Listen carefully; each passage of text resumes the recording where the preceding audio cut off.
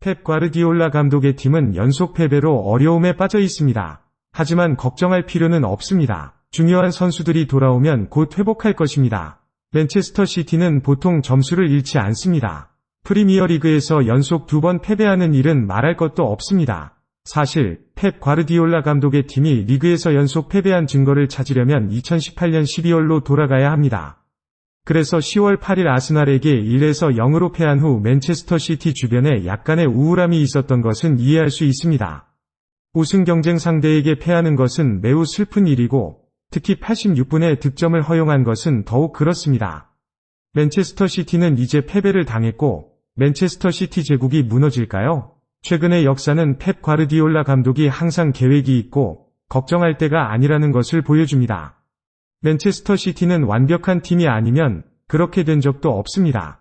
하지만 유럽의 어떤 클럽보다도 회복력이 뛰어납니다. 그들이 이 어려운 시기를 극복하고 언제보다도 강력해지고 결국 다시 프리미어리그 우승을 차지할 수 있을 것이라는 많은 이유가 있습니다.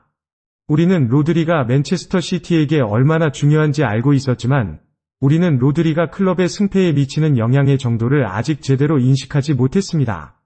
로드리가 노팅엄 포레스트와의 경기에서 퇴장당한 후 출전 금지를 받은 세 경기에서 에미레이트 스타디움 원정이 가장 큰 걱정이었지만 맨체스터 시티는 로드리가 출전하지 못한 세 경기 모두 패배했습니다. 로드리가 있을 때와 없을 때의 차이는 뚜렷했습니다. 그는 2019년 여름에 구단에 합류한 이후 프리미어리그에서 16경기를 놓쳤고 그중 6경기를 패하고 1경기를 비기고 9경기를 이겼습니다. 로드리가 없을 때 그들의 승률은 56%에 불과했고 로드리가 있을 때는 74%였습니다. 로드리는 중요한 선수지만 그가 없는 이유는 모두 알고 있고 우리는 그것을 계속해야 한다고 펩 과르디올라 감독은 말했습니다. 좋은 소식은 그가 징계를 마치고 맨체스터 시티가 휴식을 취한 후 계속 나아갈 것이라는 것입니다. 로드리의 복귀는 바로 시간이었습니다. 맨체스터 시티는 프리미어리그에서 연속으로 브라이튼, 맨체스터 유나이티드, 첼시, 리버풀, 토트넘과 맞붙게 됩니다. 맨체스터 시티에게 또 다른 좋은 소식은 로드리가 모건 깁스 화이트와의 싸움과 같은 일을 피한다면 로드리가 더 이상 많은 경기를 놓칠 가능성이 낮다는 것입니다. 로드리는 훌륭한 부상 기록을 가지고 있으며 구단에서 5시즌 동안 2주 이상 결석한 적이 없습니다. 로드리의 결석과 케빈 데 브라이너의 허벅지 부상은 이번 시즌 맨체스터 시티의 인력 문제에 대한 관심을 끌었습니다. 커뮤니티 실드 경기 이후 존 스톤스가 결석한 것은 크게 주목받지 못했습니다. 하지만 스톤스가 지난 시즌 중요한 역할을 잊어서는 안 됩니다. 그때 스톤스는 3개의 타이틀을 획득한 여정에서 거의 모든 경기에 출전했으며 수비수와 미드필더의 역할을 반반씩 수행하면서 자신을 재창조했습니다. 스톤스는 맨체스터 시티의 팬들에게 영웅이었고 그들은 그가 오랜만에 복귀한 아스날과의 경기에서 교체로 투입될 때 스톤스를 환영했습니다. 스톤스는 미드필더의 역할을 맡았고 챔피언스리그 결승전에서 했던 것처럼 즉시 맨체스터 시티의 경기를 조절했습니다. 그가 경기장에 있을 때 가브리엘 마르티넬리의 결정적인 골이 터졌지만 스톤스는 마테오 코바치치보다 맨체스터 시티의 볼 소유권을 가져다 주었습니다. 로드리가 출전 금지를 받은 20분 이상의 시간 동안 그가 있었다면 맨체스터 시티의 최근 연속 경기가 그렇게 나빠지지 않았을 것이라고 상상할 수 있습니다. 이제 그가 돌아왔고 그는 맨체스터 시티가 경기력을 회복하고 4번째 연속 프리미어리그 우승을 향해 가는 길을 찾도록 도울 수 있습니다. 맨체스터 시티는 지난 8년 동안 그들의 별을 잃었습니다. 데 브라이너가 버니리와의 시즌 개막전에서 허벅지 근육을 찢어서 챔피언스리그 결승전에서 비슷한 부상으로 교체됐던 것과 같은 이유로 말이죠. 데 브라이너는 이 문제를 치료하기 위해 수술을 받았고 그래서 그가 새로운 부상을 입을 가능성은 매우 낮습니다. 펩 과르디올라 감독은 그의 회복 과정이 예상보다 빠르게 진행되고 있다고 밝혔습니다. 그렇다면 데 브라이너는 새해 전에 심지어 2023년 11월에도 돌아올 수 있을 것입니다. 그렇게 되면 데 브라이너의 복귀는 많은 이유로 맨체스터 시티에 큰 힘을 줄 것입니다. 우선 그는 맨체스터 시티에서 356번 출전하면서 96골과 156도움을 기록했습니다. 단지 지난 시즌에만 30골을 만들어냈습니다. 데 브라이너가 없는 동안 맨체스터 시티는 약간의 창의력이 부족했고 아스날과의 경기에서는 13년 만에 프리미어리그 경기에서 가장 적은 슈팅 수를 기록했습니다.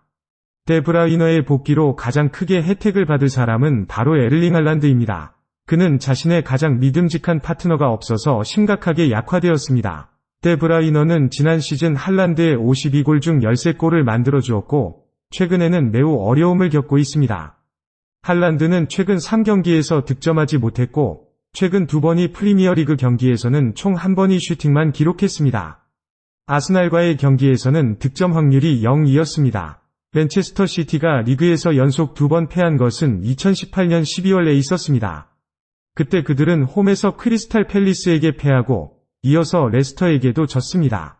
현재와 마찬가지로 그들의 패배에 기여한 공통 요소가 있었습니다. 그것은 바로 그들의 최고의 수비형 미드필더가 결석했다는 것입니다. 맨체스터 시티는 그 두 경기에서 페르난디뇨를 잃었고 그가 돌아오자마자 그들은 예전의 경기력을 되찾고 놀라운 연승을 거두었습니다.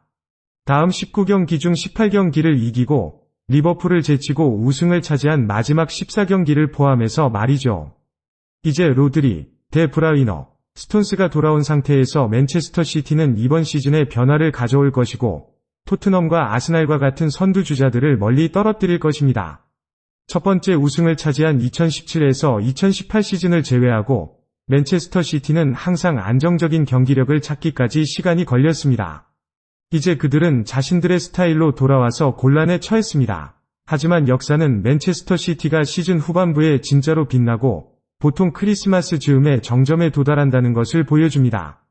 앞서 언급한 2018에서 2019 시즌에는 2월부터 5월까지 연속 14경기를 이겼고 두 해 후에는 12월부터 3월까지 연속 15경기를 이겨서 맨체스터 유나이티드를 제치고 우승했습니다. 2021에서 2022 시즌에는 11월부터 1월까지 연속 12경기를 이겼고 그 전 시즌에는 노팅엄 포레스트와의 비참한 비김 이후에도 연속 12경기를 이겨서 아스날을 추격했습니다. 필요할 때 맨체스터 시티는 보통 승자가 됩니다. 우리는 이런 순간들로부터 혜택을 받고 그것은 우리의 일에서 매우 좋은 특징이라고 2022년 4월에 루벤 디아스가 설명했습니다. 매년 다릅니다. 물론 우리는 다른 선수들도 있지만 확실한 것은 적어도 저는 여기 있을 때 2해 동안 이 시기가 오면 우리는 준비가 되어 있었습니다. 저는 우리 모두가 이 시기에 특별한 느낌과 맛을 가지고 있다고 생각합니다. 맨체스터 시티는 아마도 역사를 계속 만들어낼 가능성이 있습니다. 영국 축구 역사상 처음으로 연속 4번 우승하는 팀이 될 수 있습니다. 맨체스터 시티는 속도를 늦추었지만 이것은 단거리 경주가 아니라 장거리 경주입니다. 완벽함을 향한 감독의 끊임없는 탐구는 그가 맨체스터 시티가 경기력을 되찾는 방법을 생각해냈다는 것을 보여줍니다. 그들이 앞으로 힘든 일정을 가지고 있더라도 그것은 그들에게 힘을 더해주는 동기가 될 것입니다. 오늘의 비디오는 여기에서 마무리하겠습니다. 의견을 남겨주시고 저희가 콘텐츠를 개선할 수 있도록 도와주세요. 좋아요를 누르고 채널을 구독해주세요. 벨 아이콘을 클릭하여 채널의 콘텐츠를 놓치지 마세요. 안녕하세요. 다음번에 뵙겠습니다.